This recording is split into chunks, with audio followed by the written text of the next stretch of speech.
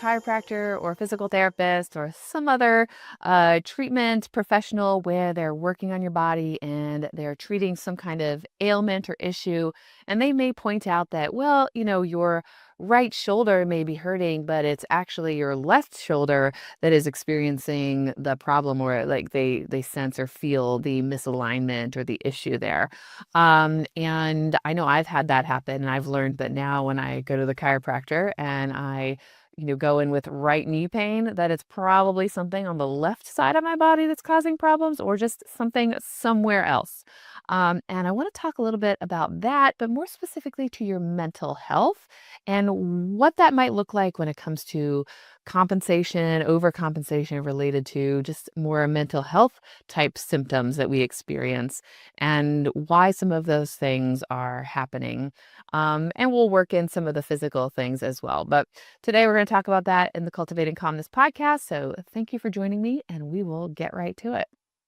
So I know I said there in the beginning that I've been to the chiropractor, and initially when I started going regularly, I didn't know these things, and now I have learned these things, and it makes a lot of sense. So now I am more consciously aware that if I have a problem somewhere in my body, that where the actual issue is, it may not be where I'm feeling it. Um, so like I said, I go in for right knee pain, and it's actually like left hip, left knee, left ankle, foot, or all of the above, because something has, not gone right on the left side, which is causing this compensating on the right side. And that's where you start to feel the pain, because your body has shifted to avoid the pain, but then causes pain, right? That's why you end up feeling it. Now, I'm not saying that's the case all the time with every physical ailment that you're experiencing or every emotional, mental experience that you have in your life, but it often can be the case. And I often find that with my clients that come to see me is, I have this long like workup, or a questionnaire, I should say, and asking a lot of questions about background, and a lot of the questions are more like medical history, and there's questions about surgery and supplements, and you family background, and sometimes people feel like that's completely unrelated, and I'm here to say that it's most of the time not completely unrelated. And in conversations with people, often we find that what they've come in for, let's just say it's grief, right? They've come in to process some grief. Now, yes, we're going to process some grief, but what we might find in that process is that there's actually underlying stuff there that is driving or preventing or causing whatever the main issue is. Some people get frustrated by that, right? Like I came in, we may see this a lot with like parents who bring kids in for therapy. Yes, sometimes the kids have stuff going on. And they're like, fix my kid. And so you may work with the kid, but then you may realize, well, there's these other things going on at home that are causing the issue with the kid. And we have to really address the things going on at home to be able to address the issues going on with kiddo. And if we're not doing that, then the issues going on with kiddo, we might not be able to straighten out or work through completely. We might be able to do a little bit. And that's what we're talking about here, right? Is that you may be coming in for a very specific issue, anxiety, depression, PTSD, what have you. But we want to look at all the other, at least I do. And I know a lot of other therapists do as well, but we want to look at all the other things going on in your life that are causing the current issue that you are coming into. And so that may look like, well, we're not actually going to talk about this thing that you brought in today, because this thing over here is causing the problem that we're experiencing right now. So I hope that makes sense. I wrote some notes, and so I have some here, and I'm going to share them versus trying to memorize them. I'm not going to memorize them, but when it comes to like chiropractic or physical therapy, they all have their own terms. I don't know. I personally don't know what all of those terms are. So I looked up some of what like they may call this, but there's, like compensation patterns, kinetic chain dysfunction, cross-body compensation, regional interdependence, you know, contralateral compensation. There's all different kinds of terms, but basically what those mean, and they may change terms based on what specifically you're talking about, but it's this idea that one thing causes another thing to happen, and you may be trying to address the thing that has been caused, but not the thing that is causing the problem. What that may look like in like related to mental health, or let's just say anxiety, right? If you feel this like unsafe, then you may compensate by trying to control things, right? If I feel like I am not good enough, then I may try to be a perfectionist, or I may reject others before they have a chance to reject me, so then I don't feel like I'm the one being rejected. If that makes sense to you. So we often do that. And what we're trying to do is we're trying to get to that root of, I'm not good enough. Where is that coming from? Why did that happen? Sometimes we get to that. Sometimes it's, piece by piece, thread by thread, we're, pulling things out, and we're learning things about people. And oftentimes that's why it's helpful to talk to somebody else. Sometimes that's a friend, right? Sometimes that is a medical provider or a therapist or somebody, along those lines, because they are hearing things from you that you aren't necessarily hearing yourself. I've definitely had that happen in my office, where I'm hearing the stories, and I'm hearing the pieces, and there's this over here and that over there, and I'm like, okay, I'm getting all this, and then I'll ask a question, and they'll sit there and go, oh, I've never thought about it like that. Yeah, you're right. Or, oh, that's a interesting thought or perspective. Um, and that for me, it's not, I'm not some genius or anything like that. I've definitely probably missed cues and missed, signs and things like that. But sometimes they can be really obvious to me, because I am hearing it from you differently than you're hearing it yourself. This is why I like to look at root cause. This is why I try to understand where all of this stuff is coming from that you're talking about. Um, you know, Sometimes we don't see the patterns in other people that are related to us. So that's that like family history. Mom was like this, grandma was like this, now I'm like this. Sometimes we don't see those connections. And when you're explaining it to somebody else, they can take those puzzle pieces and they go, oh, actually this matches with that over there, which matches with this over here. And then when we do this, it goes and connects, and da da da da da, here we go. Um, and that's what like therapy can be like. That's what going to a chiropractor, getting a massage, or getting some myofascial massage and things like that can be helpful, because we're trying to understand the inner workings of our body and of our mind to help you get to the source. Um, so if you're finding that like maybe you're easily triggered, right? There's lots of things that trigger people these days. I have my triggers for sure. And it can be really hard to change those patterns, and it can be really hard to acknowledge those patterns. Because they're, really ingrained in you, and for you it may feel like they just happen, and I know I feel like that sometimes. They just happen. I don't know why they happen, but they happen. And we sometimes have to look to our past. We have to understand where those things come from, where we are seeing patterns in our own life. When you know, something happens in your life, does it connect to another memory or experience? Does that bring up other feelings, other similar experiences where you felt that way? Why is that? Um, what are you doing about it? How can you do anything about that? And um, is that, is there a common denominator, or are there like multiple common denominators? We see this oftentimes in EMDR, eye movement desensitization and reprocessing. If you are unaware, it uses movements of the eyes to process traumatic experiences, usually connected with a core belief, a negative core beliefs of some kind, a body sensation or feeling. Excuse me, my nose itches. Usually a body sensation or emotion. And then it works through what I like to call like a web. In my mind, I visualize, we probably did these in elementary school. It was like a cloud web or spider web. It's like you had one common thing here, and then it branched out and it connected to something over here, which then branched out to three other things, which then branched out to three other things for each of those. Um, to me, that's kind of what I envision with EMDR is we try to map out these different life experiences, and then they're all kind of like interconnected, like a spider web. And there's going to be some that are bigger and really big experiences, things that were really traumatic for you, or maybe those are themes that come up like, oh, this one comes up a lot, but then there's this one over here that's smaller, but it's still connected to this big one, but it's a smaller one. And what we see with EMDR and what I see with my clients is that they're often not experiencing or remembering these memories in a linear fashion.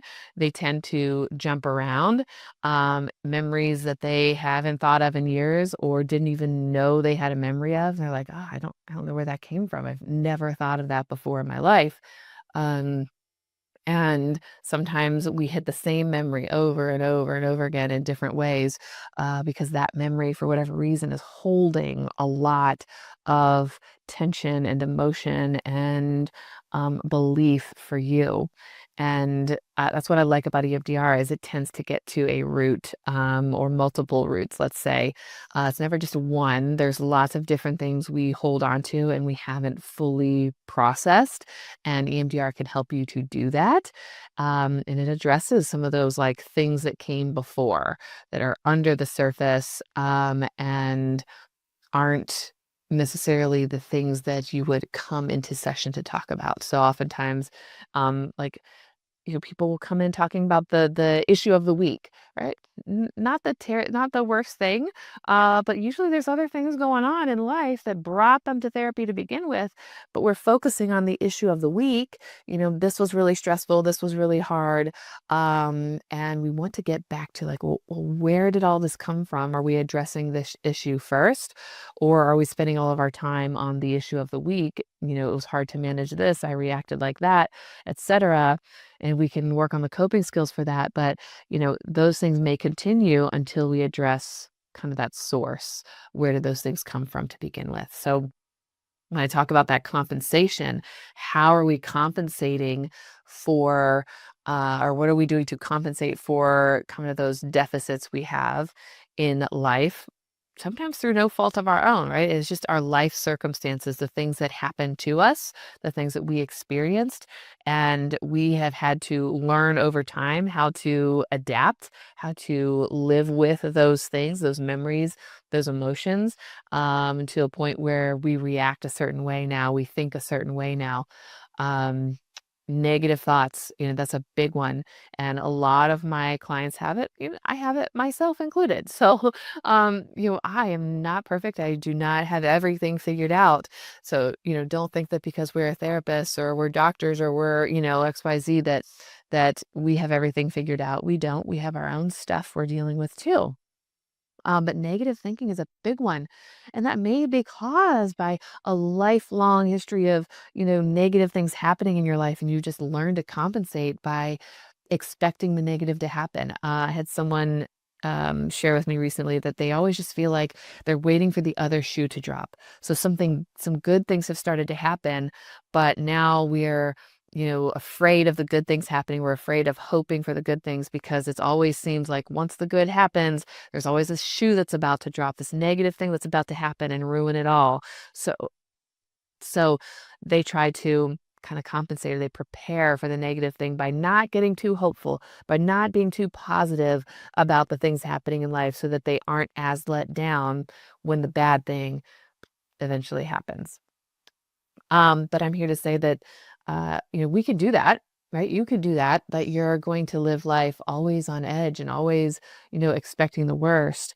It's not to say that bad things aren't going to happen. Yes, bad things happen all the time. And unfortunately, for some people, it seems to be that some people experience multiple bad things, and it feels very defeating. And it feels like, when am I going to catch a break, right? I don't have that answer, but I do know that if we are more pessimistic, that glass half empty versus glass half full, that there is science to back that up. And if you are constantly, you know, thinking negatively, you're training your brain to see the world in a negative light. That's like having red glasses on all the time. And so the world looks a certain way because I'm always wearing the red glasses, and I never take the red glasses off to see the world through normal lenses. So I can't find the positives. And what we want you to do is we want you to start to take the red glasses off every so often, right? So you can start to glimpse the beauty, see the positives. And that can be hard. It's really hard for a lot of my clients to do, right? So we start with something like gratitude journaling, or, just noticing the positives, commenting or complimenting things about themselves or things about other people, so that they start to see that there are positives. Um, I've been asking my clients recently, trying to help them focus on the wins. Like, what was a win this week? And what the first answer I get will be nothing. I can't think of anything. So we'll talk. We'll start talking. I will ask about like the homework I assigned and did they do it? And if they did it, I'm like, well, that's a win, right? We can add that to the list. And then usually I hear that they tried this thing over here, and they did that thing over there. And before long, we can usually go from a list of, 0 to a list of, you know, 5 or 6 things that are wins, even if the wins are like this big, right? They're small wins. I want you to notice and see the wins, because when you start to do that, it will start to affect the way you see the world, the way you see yourself, and then the way that you are able to handle and process different life events and different circumstances. It's not perfect. It's not, saying that like, oh, somebody died, so I'm supposed to be happy about that. No, I'm not saying that. Um, you know, it's, yeah, like somebody died. Is there something good about that day? Was there something that, a memory, although maybe it made you cry today because it was so fresh, um, maybe it was something that um, was also a positive thing. Like, it also maybe could make you smile because it was a positive memory of them, of that person. It was because the sun was shining, even though um, we buried them today, but, the sun was out and it was shining and it wasn't raining. So I can say that from like personal experience. It was hot, and the sun was out, and that was nice. It wasn't raining, it wasn't miserable. So that, made the day, better just because the sun was out.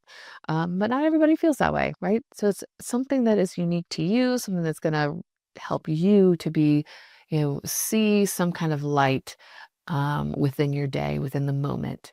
So just think about that. Like, when things are happening in your life, typically we think of the negative things, whether it's a physical ailment or a mental, emotional hardship.